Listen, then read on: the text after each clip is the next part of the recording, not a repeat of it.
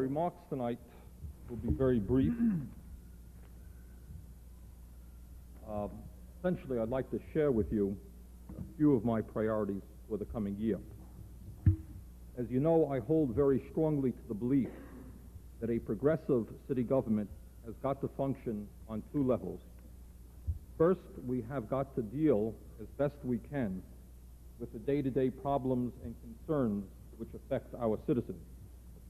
While we strive to make certain that our taxpayers' dollars are spent as wisely and as cost-effectively as possible, we have got to have the best police department and the best fire department, the best library and the best park system, and all the other amenities that the people of this city deserve. And to be frank with you, I think that we are making rapid progress in many of these areas. Our streets and sidewalks are being rebuilt. Our sewer system is being rebuilt. We are moving ahead rapidly in creating a people-oriented waterfront. Our economic development programs, our housing programs, our youth programs, our women's programs, our cultural programs, our solid waste programs are becoming models for the state of Vermont, and on occasion are literally becoming models that are being emulated around New England and in fact around the United States of America.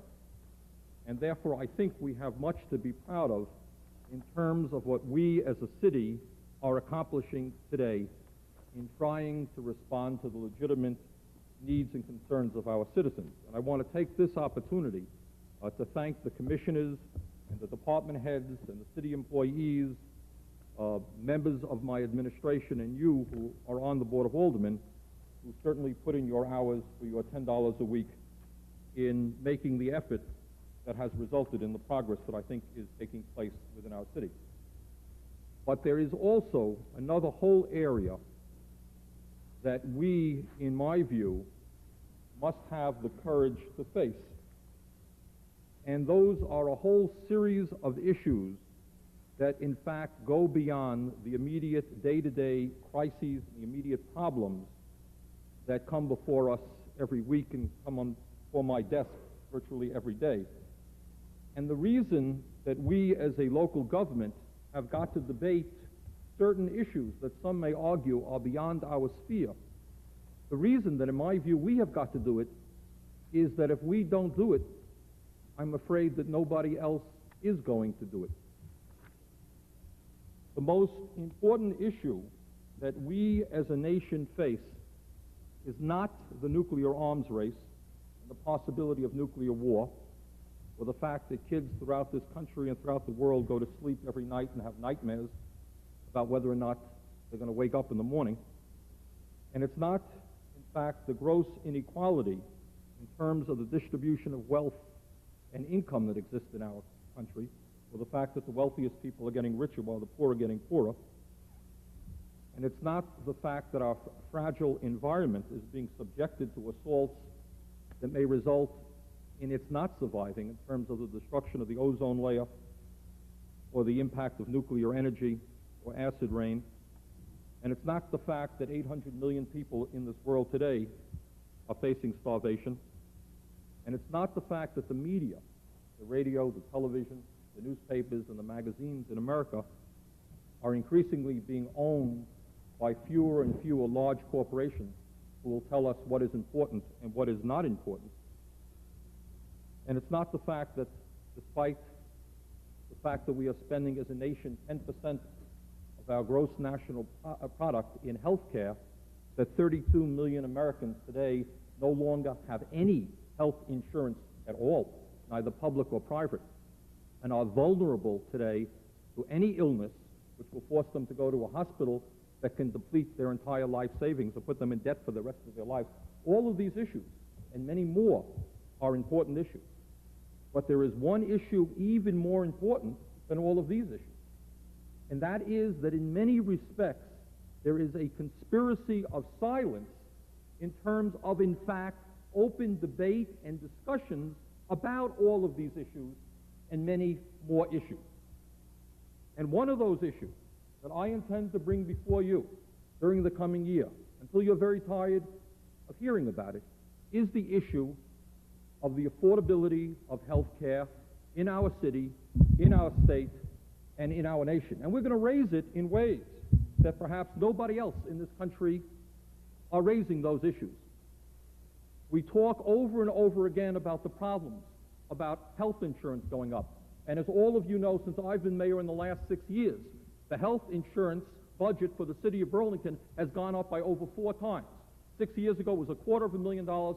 Today, despite the fact that we are negotiating vigorously with our health insurance carrier, we're spending over $1 million a year. All over the country, this is the process that's going on. And somewhere, someplace, some people are going to have to raise the basic issues of whether health care is just another business that people are allowed to get rich on. It's okay for IBM to say our goal is to make as much money as is possible, or for GE, that's what we expect out of a private corporation. But somewhere, someplace, somebody is going to have to say that when elderly people are scared to death of being ill because they can't afford to go to a doctor or a hospital, is it acceptable that there are physicians in our community who are making hundreds of thousands of dollars off of people's illness? And somebody is going to have to ask the question whether in fact you have quote-unquote nonprofit institutions up there on the hill in which people are becoming very, very wealthy. Now those are the issues that for a variety of reasons people don't want to talk about. They're not nice issues to talk about. We talk about all the schemes and the cost containment programs that we can develop. But I think at some point we're going to have to bring the issues down back home and make them very basic and talk about the morality, if you like, of certain people getting rich off the illness of other people. You know, we have a very fine fire department and we have a very fine police department. And if there's a fire in somebody's house and our fire department goes out and sees a child in a room where there's a fire, our firemen are prepared at a moment's notice to go out and put their lives on the line to save that child and that family. And we don't go to that family and quickly negotiate a contract and say, what's your child worth? Worth $50,000 or $100,000 for our Burlington Fire Department to go up there and rescue that kid and save that life? What's it worth to you to have our police department respond to an emergency call? You want a quick negotiation? What is your life worth? And I think at some point we're going to have to raise that exact issue with the medical establishment. And we're going to have to say it ain't right and it's not fair that human lives are being calculated in dollars and that people are going to have to come up with $10,000 for an operation in order to subsidize people who are already rich a dozen times over. These are issues that no one likes to discuss. They really don't. These are one of the many issues that I think somebody has got to have to discuss. And I suggest that it may as well be us. Thank you very much.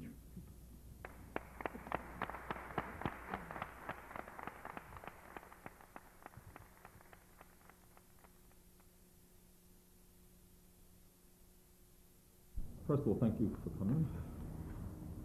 And how is Bonkers doing? That is... You got a Bonkers. Okay. I would like to continue the discussion today that we began last week regarding the issue of how we can provide affordable health care to the citizens in our area. Today, however, I want to raise some very specific thoughts and tell you one direction that my administration intends to pursue in this area. There is a crisis in this country, in our state, and in our community regarding the affordability of health care.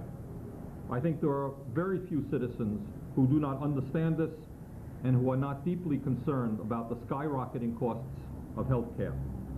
The manifestations of this crisis are quite clear.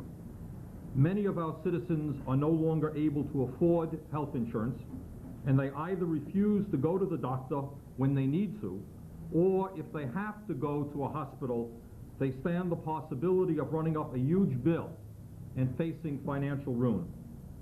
For those people who do have health insurance, the cost of that health insurance is so high that for those of them on limited incomes, their insurance policies consume a very significant part of their income.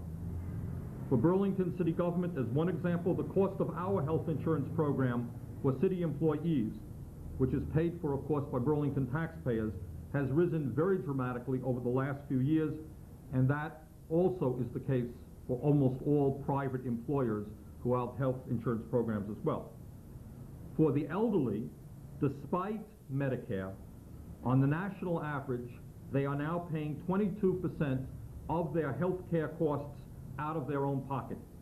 Many of the elderly live on fixed incomes and simply cannot afford that kind of expense.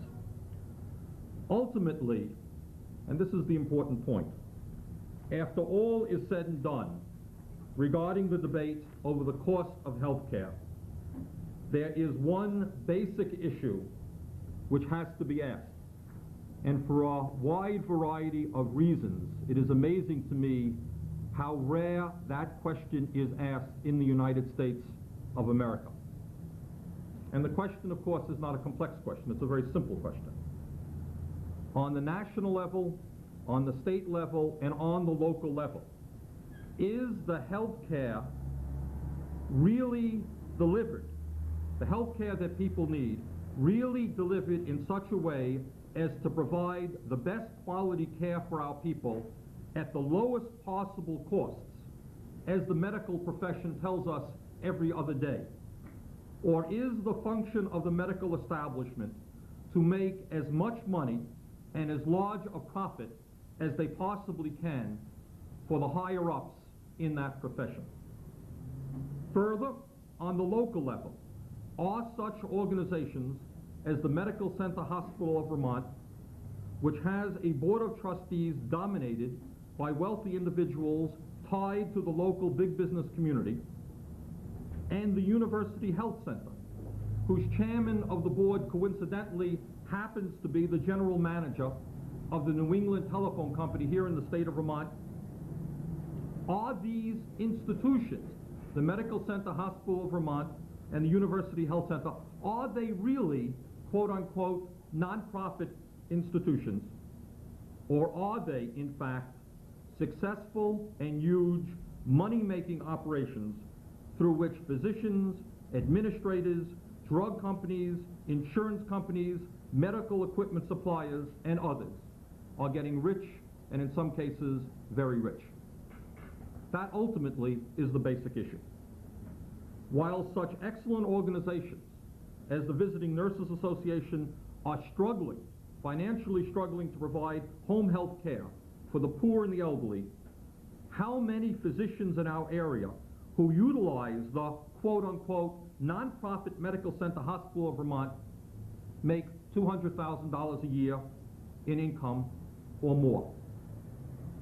We know how much the President of the United States makes, that's public knowledge. We know how much the Governor of the state of Vermont makes, that's public knowledge. We know how much the Mayor of Burlington makes, that's public knowledge. But how much do physicians make? How much do medical administrators make? And how can we deal with the whole question of the affordability of health care if we run away from that issue, which we so often do? Recently, as you know, I proposed that the Medical Center Hospital of Vermont match a $15,000 grant for the Visiting Nurses Association so that the VNA, that excellent provider of home-based health care, could receive a total of $30,000, a not insignificant sum of money. My understanding is that the Medical Center Hospital of Vermont has refused to make these funds available to the VNA, despite the fact that the VNA and the medical center, and this is an important fact that I think has not been brought out enough, despite the fact that the VNA and the medical center are both controlled by the same corporate umbrella organization with the same board of trustees, and that organization is called the Vermont Health Foundation. Further, I find it rather incredible that the Medical Center Hospital of Vermont, which in 1985 had a net income or profit of $7.9 million, and in 1986 had a net income or profit of $2.5 million, I find it rather incredible that this organization is unable to find $15,000 to help the VNA do the community work that it does so well. Ultimately, in the deepest sense, it seems to me that the question that must be debated in our community is a very fundamental one, and that is, should the practice of medicine and the whole healthcare system be run as a corporate business generating huge profits and incomes to the higher-ups in that profession? Or should health care be a right to which all Americans are entitled at the lowest possible costs? And in order to pursue that discussion, I intend to appoint a task force to investigate just that question, to start exploring from a deep ethical question whether the practice of medicine, whether the delivery of health care should in fact be run as a corporate money-making operation in which sick people, elderly people, frail people are exploited because they are sick. Should medicine be run the same as we run automobile garages, where when we take our car that's broken down in and it gets repaired, sometimes mechanics try to charge us as much money as they can? The answer is, I don't think that we should. I think that health care is a human right that every American is entitled to, and I think that there is something very wrong with the system in which, out of human illness, out of human misery, some people are making large profits and large amounts of money. That is an issue, an ethical issue, that has not received the type of exploration and type of philosophical discussion that is required. And I think that's something that will generate here in the city of Burlington. Thank you. Who's going to be on this task force? That's going to take me several weeks to appoint the best people that we can. Well, are you looking at city officials, or No, we're not looking at city officials. We're looking at people within our community, maybe outside of our community, maybe, in fact, bringing in people from Canada so that we can learn from our Canadian neighbors how they run their healthcare system, so that when people in Canada get sick, they don't have to worry about emptying out their bank account to go to the hospital. I think what we want to do is look, in fact, how other nations are dealing with the problem and raise the ethical questions that in our country and our community have not been raised very often. You say you might bring somebody from Canada. I mean, who's going to want to come down from Canada to work on this? Well, we'll have to make that question, I think, but we'll have to find that out. Can we be, going to be a non-political or an apolitical task force? It's going to be a task force which is going to ask some questions which very rarely in our capitalist society are in fact asked. And that is raising the ethical questions of some people making huge sums of money while other people cannot afford to go to the doctor or go to the hospital. And we'll be learning what other societies are doing in this world. As you may or may not know, the United States of America today is one of two nations in the entire world, and unfortunately we share the distinction with South Africa, in which we do not have a national health service. But these issues, the whole issue of what is proper in a democratic society in terms of the delivery of health care, that's an issue that I want to see debated in this city. How many people are going to be on this task? I really don't know the details yet. We will. Do you know, are they just going to come up with a report at the end? Are they going to make specific recommendations to the Board of Aldermen or something like that? Or? Yeah, I think, well, again, it's something that has to be worked on, but primarily it's an issue which is not being discussed, of course, any place in the state of Vermont. It's an issue that probably is hardly being discussed in the United States of America, and it has to be discussed. Mayor, do you have evidence of even one citizen of the city of Burlington who's been denied medical treatment because of an inability to pay? What I do know is that I do have evidence that when people go to the hospital, they are badgered to pay that bill for many, many years, and the bill is very high. And I also have evidence that there is no written or objective criteria as to how health care for the poor is done at the Medical Center Hospital of Vermont. Now, several years ago, I was up there speaking to the head of the hospital and saying, if somebody is a low-income person, what kind of discount is available to that person? Are people treated for free, and what is the criteria? What is the cutting-off point? Is it $10,000? Is it $15,000?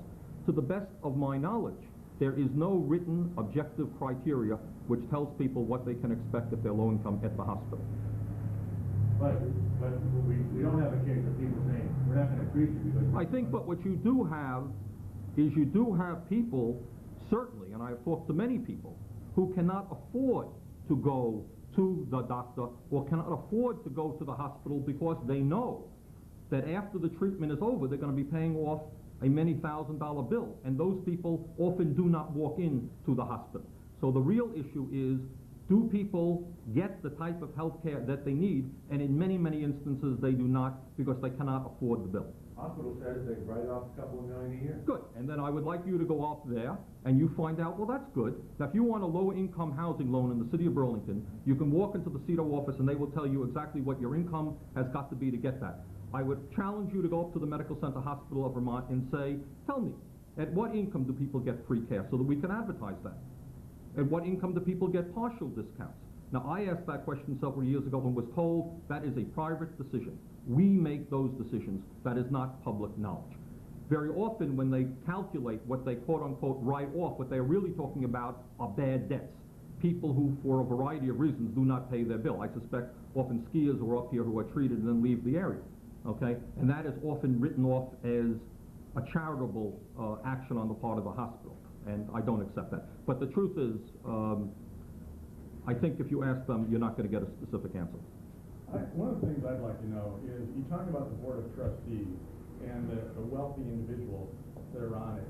One thing I'd like to know is what do you define as wealthy? What income level makes them wealthy? Second question is, in what sense, it seems like you're sort of implying that they're making a profit off this. No, I didn't say that. No, I don't suspect that they are. I think, and we'll go into that. You know, one of the problems with this issue, it is a complex issue, and I don't intend to go into every aspect of it at the same time. But I think it would be worthy to examine who is on the Medical Center Hospital Board of Trustees, who is on the Vermont Health Foundation, and find, as you read the names, whether these are people who have been associated with making the fights for the rights of working people or elderly people or poor people, or whether in fact these are people whose reputation comes from being attached to large businesses which are primarily profit-making businesses. Now, I have nothing against these people personally, and this is not a personal attack, okay? But I think it seems strange to me that when there are consumer-type advocates in the state of Vermont, people who have developed somewhat of a reputation fighting for the rights of the elderly and the poor, somehow those people don't seem to get on these boards of trustees. That the people who seem to get on these boards of trustees are part of a clique which keeps coming from the same group of people. Now, that would be worthy of an examination on the part of the media. We will help in that pursuit. What about people like Dr. Luganville, who's the dean of the medical college? He's on the Board of Trustees. Is he not in a position to know? Essentially, the point that I was making of the non-medical people. The non-medical people. If you look at the people who are on the Board of Trustees who are non-physicians, I think it does not take a genius. This is not a personal attack. It really is not. In other words, if you look at the University Health Center, okay, and you find out, okay, well, who is the fellow who happens to be the head of the Board of Trustees? I mean, it just so happens to be the fellow who is the general manager of the Vermont New England Telephone Company. Does that make him an evil guy? Of course it doesn't. So what? What does that have Well, that's the answer. The answer is so what, and I would trust that you understand what what the answer should be. It is so what. What is the answer? What is the answer is that people whose whole background are based on making as much money as they can for their companies, I find it odd that those are the exact same people who are on a board of directors which presumably now are trying to provide as affordable and as inexpensive health care as they possibly can. There seems to be an inconsistency. What? I don't understand. You don't understand what? I don't necessarily. I mean, if you don't, Bob, then we really do have... Well, not necessarily. Just because somebody's in a position to make money for their company doesn't mean that they don't give half their income to charity that you don't know, and doesn't mean that they can't sit there and make a decision about affordable... Some of us hold the belief. Well, I know, and that is one of the problems in our society, you know, is that lack of understanding exists. If you have people who time and time again come from corporations where they are paid to make as much money as they can for their stockholders, who are basically profit-motivating people, it doesn't make them evil people. But it does raise, I think, into question whether those people who are sitting at the heads of quote-unquote non-profit organizations are really going to be leading the fight in such areas as affordable health care. Okay? So you're saying that their attitude is such about making money that when they get on the board of directors, they can't think of anything but making money for the hospital, essentially is what you're saying. I think I've said what I you know, it's... Yeah. Mayor, you know, after you come out with a press conference like this on the heels of last week's press conference where you make it very clear where you stand, you now say you're going to appoint a task force. Is there any doubt what conclusion a task force, whose members you appoint, what conclusion they're going to come But it's not, You know, it's not a task force, Stuart, that is going to raise or going to bring forth a specific ordinance in the city of Burlington. What I am trying to do here is to raise an issue and start a debate that has not taken place in the state of Vermont, and that takes place very, very rarely in this nation. See, in the United States of America, you have a nation which is dominated by big money and by major corporations. The medical establishment is part of that system.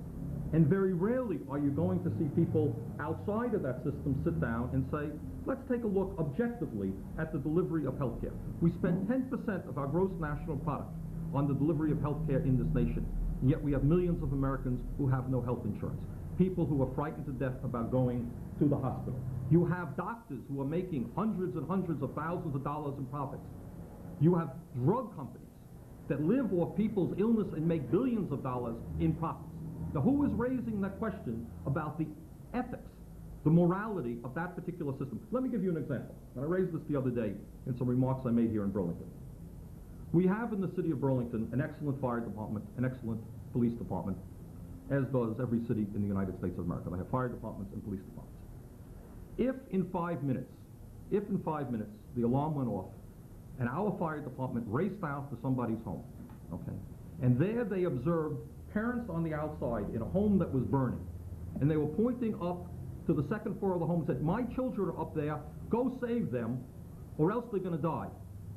Do you think that the Burlington Fire Department would sit down and say, well, actually, how much is it worth to you? How much are your kids worth? How much is the life of your child worth? $50,000 or $100,000? Quick, sign it. And yet if you stop for a moment and you talk about the delivery of health care in this country, to a large degree, that's exactly what the issue is. You're sick. You need some desperate health care. How much is it worth to you? Do you have the $50,000 for that operation? Do you have the $300 for that checkup at the physician's office?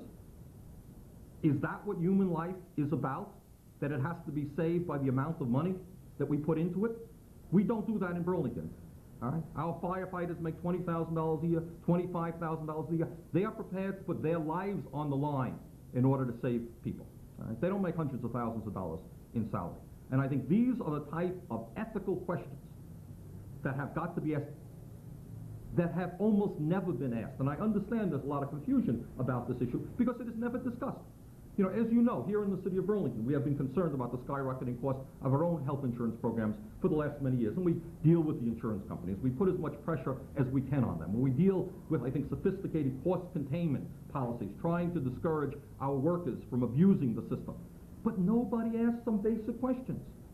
Okay? Is it proper when you're dealing with life and death programs, whether people live or die, whether they get the health treatment that they need or not, that out of that whole process, there are people who are getting rich on human illness and human suffering.